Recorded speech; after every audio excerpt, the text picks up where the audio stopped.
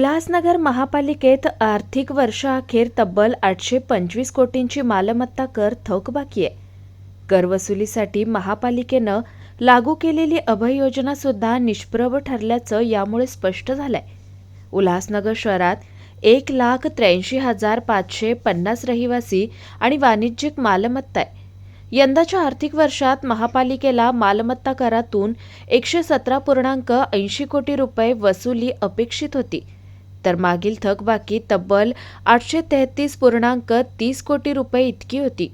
त्यामुळे या 951 कोटींच्या वसुलीसाठी महापालिकेनं 25 फेब्रुवारी ते 22 मार्च या कालावधीत अभय योजना राबवली.